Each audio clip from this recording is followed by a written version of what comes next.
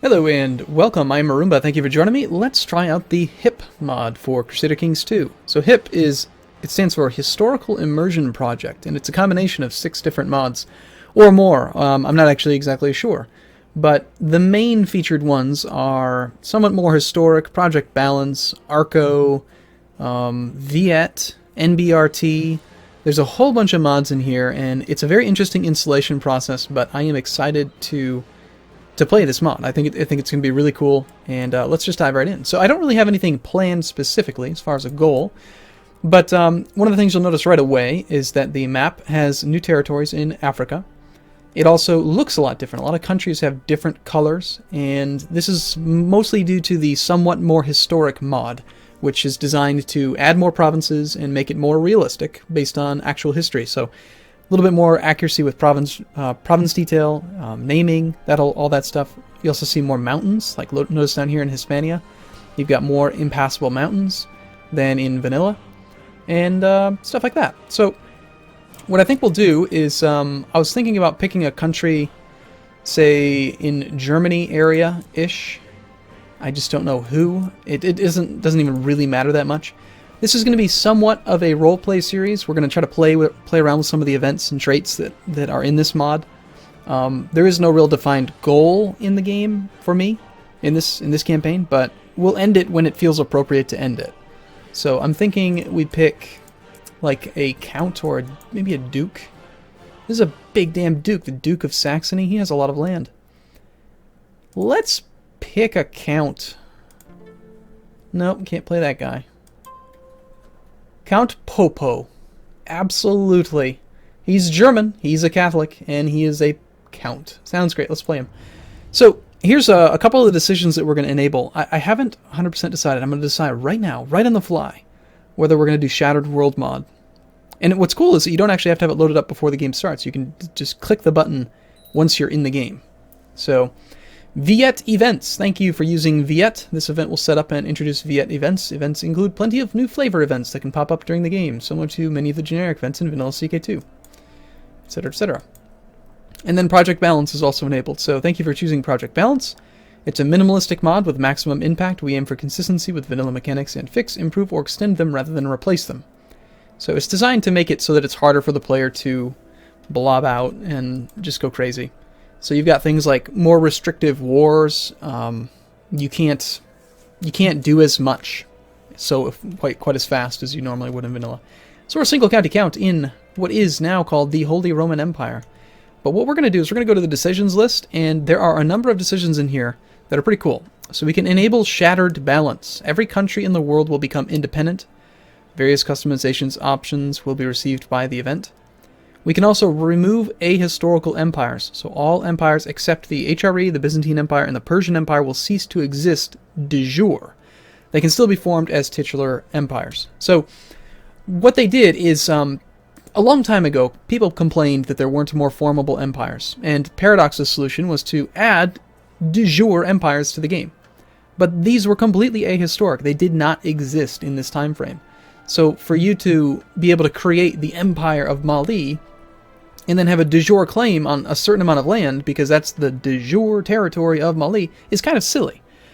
Being able to create it as a titular title and say, hey, look, I have a lot of land down here in Mali, and so I'm an emperor now, and I'm going to expand, and over 100 years, having things de jure drift into your titular empire, turning it into a de jure empire, is more logical. So I think we're going to enable that option. I'm going to click that button, hopefully the game doesn't crash.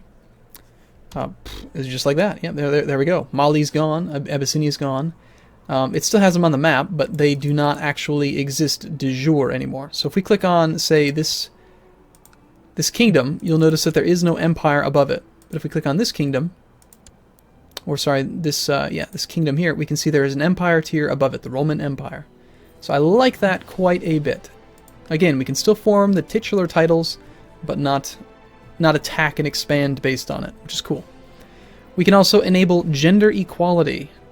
Every non-Muslim title in the world will adopt absolute cognatic. The restrictions on enatic succession will be lifted. All council positions will open up to women. This is a little bit too forward-thinking for my taste. It's the year 1066. I don't think we should really have female characters in a position of power. I mean, it's not that I'm against women, it's just that in the time frame of the game, it's, I don't know, it's not appropriate, really. Men did all of the positions and stuff back then. Anyway, unfortunately, the randomized rulers button is broken as of this version of the game, so we can't click that. What that would do is re-roll every character on the map and give them traits from Project Balance, which is pretty cool. Okay, enable Shattered Balance. Yes, let's go ahead and do this. We're going to make everyone independent. Bam! Do you want to enable special casus belli that make conquest much easier? This will remove all restrictions on Holy War. No. Do you want all merchant republics destroyed? What do you think? It's already 1066. I don't know that they can form. No, I don't. Just go ahead and let them. That's fine. Do you want to make all counties feudal? Won't affect merchant republics if you chose not to destroy them. So this would basically then get rid of all of the bishopric type peoples. No, we'll let them stick around. Do you want to make all rulers immortal? This will also kill any dynasty members that aren't rulers and make the rulers infertile, and will enable an event causing an immortal to take over if there is any independent non-immortal. Only make me immortal. Count Poppo the Immortal. That's awesome. What is our character like? Is he any good? He's an intriguing man with no diplomacy. He's a novice fighter. What the hell? We'll be immortal. Sounds fun. We are immortal. Immortals... Oh, we get tons of bonus stats because of that. I didn't realize that. Immortals will never succumb to old age, but they can still die from other causes. So combat. Health plus 10. Very nice. Okay, yeah. So we get 6 to every stat. It's kind of like being a genius. Very infertile. That does not mean you can't have kids. You can still have kids. There's a negative 5,000 fertility. It just decreases the likelihood. Look at all of this territory. My goodness. They're everywhere. There's so many coats of arms. So that's kind of crazy, actually. We'll have to play zoomed in quite a bit so that it's not quite so crazy. But yes, here's our lonely little province right here in the middle. We're actually probably going to die to a neighbor. Okay, so we can take loans. We can toggle special marriage decisions to arrange for automatic courtier marriages. Let's go ahead and say that's fine. Is war possible is a toggleable decision to help you determine if you're allowed to declare nearby wars. Employment decisions lets you hire different types of people, so you can get a stewardship guy, you can get a military guy, an intrigue guy, a diplomacy guy, and of course the invite holy man is the learning guy. We can go on a pilgrimage. That sounds fun. I shall go on a pilgrimage to seek God's grace at one of the holy places of Christianity. I'll start making travel plans. And of course there's the good old-fashioned expelling of Jews. Okay, so you'll notice some changes about the interface as well. Things are moved around a bit, and of course we have new traits, which is kind of cool. So our first very ambition will be become a trained fighter, I think. Become the king of Franconia. Amass wealth. Become distinguished. So just get 500 prestige. We'll become distinguished that way. Well, as always, I think we should take the become married ambition and then just arrange for a marriage. There are no women. Okay, well in that case we will buy a debutante. Just generate a random woman. Okay. Where's the button? Oh, there is no button! Interesting. Is war possible? Oh, is it here? Yeah, there she is. We've got a random woman now. Her name is Isentrude, and apparently we can see her ID. She'll have to do. She's a bit of a porker. That's okay. As a courtier, she would gain 3 prestige, and that means we're going to lose this prestige. Fun! Count Poppo's prestige gain from marriage, negative 75. Well, it is what it is. We've gotten married, we will take the prestige to offset the penalty. So we're not quite as negative. Okay, whoa, oh, ah! We fulfilled our ambition to get married. Very nice. Do you want to have lucky AI realms? If you click yes, 3 random AI rulers, 1 Christian, 1 Muslim, and 1 pagan, will become ambitious. Get 500 gold, 250 prestige, 100 piety, and a free 3,000-man army. You will get the choice to add 3 completely random lucky AIs after that. You'll be able to add as many as you want, though 3 to 12 is recommended. Yes, and give it to me as well. No, we'll say yes. Let's do 12. I think we have to wait again for that event to pop up again. Yes, more people. More random people will be lucky. Yes! Luckiness. Okay, that's enough then. I shall go to a holy site in the west. The St. James in Santiago. So being immortal, that's fun. We have a half-brother who is my dynastic heir.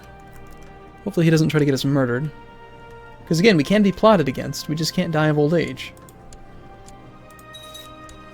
We have a regent, that's fine. Let's go ahead and take the ambition to become a trained fighter. Hopefully that'll give us a new slew of things. We can try to murder our wife, that wouldn't be very nice. What's our situation look like as far as troops go? We have a garrison of 347.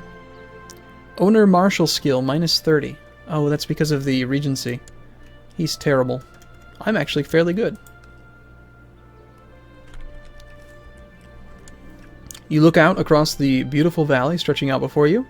It would be a wonderful moment if not for the fact that there should be no valley here. Okay. Do we want to try to become patient? We are not patient or wroth. We are currently ambitious and cynical. Paranoid and cruel.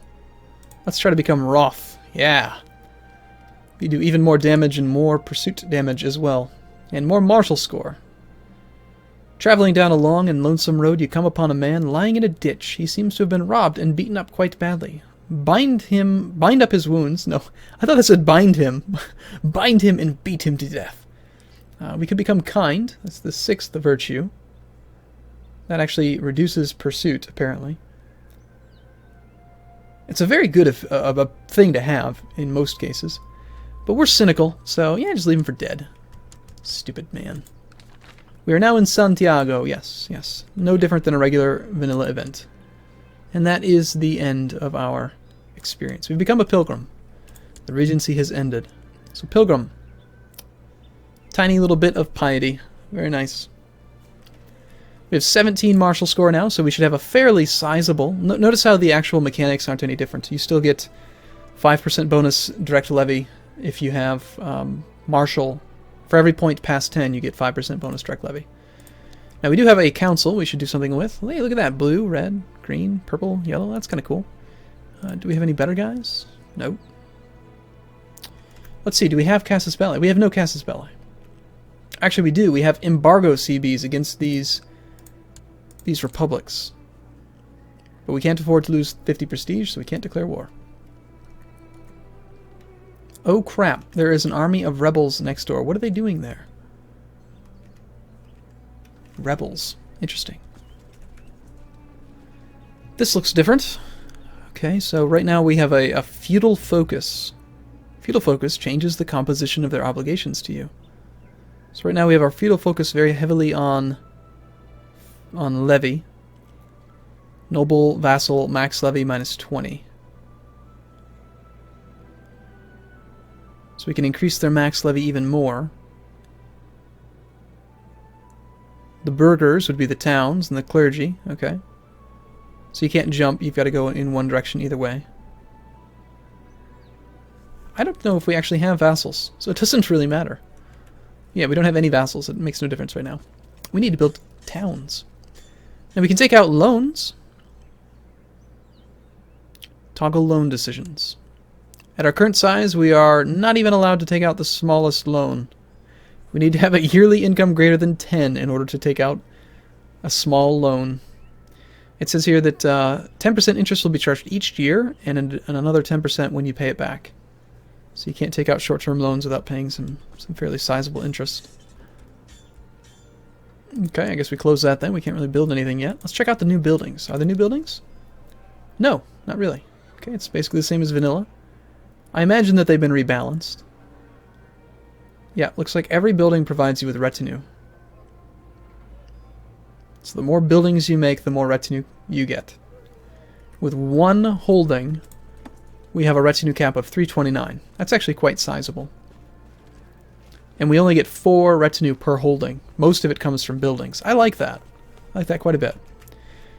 Okay, and I think what we need to do is just train troops, collect taxes. We'll need to probably study technology from somebody. Does anyone have better technology in the world, I wonder?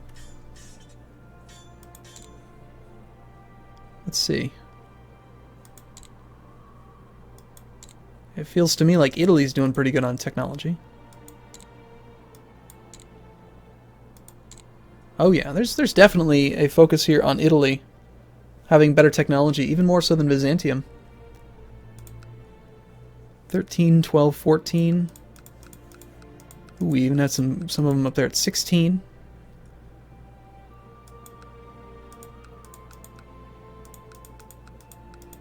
Yeah, let's study technology down there. Sounds great. And why don't we improve religious relations with the Pope, who's rather upset with us?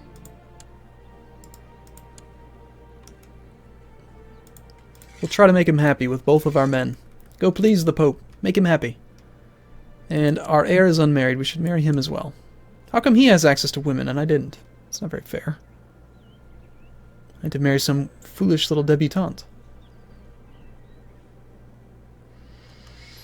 Let us arrange a marriage with him to...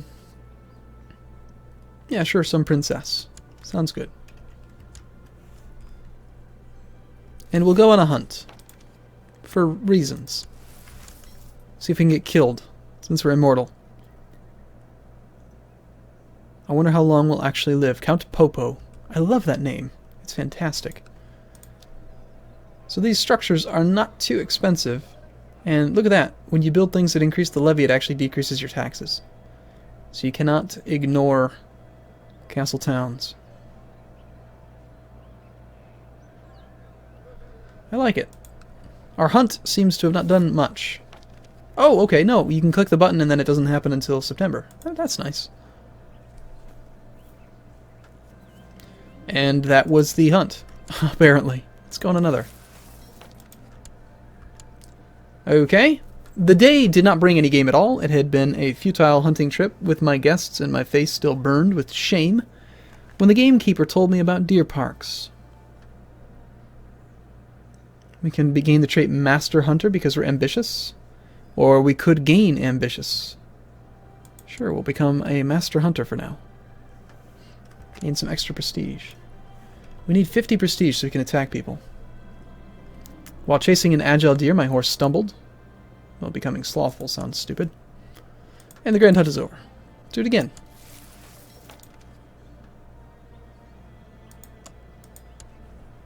I wonder if fabricating claims is necessary. We're already wroth. Let's see if we can get wounded. Or dead. Nope. We're immortal. It's never going to happen. 20 martial score, 20 intrigue. Count Poppo the Just. That's going to be his nickname. Count Poppo of Henneberg the Just. Everybody lies. 20% chance I lose the trait Cynical.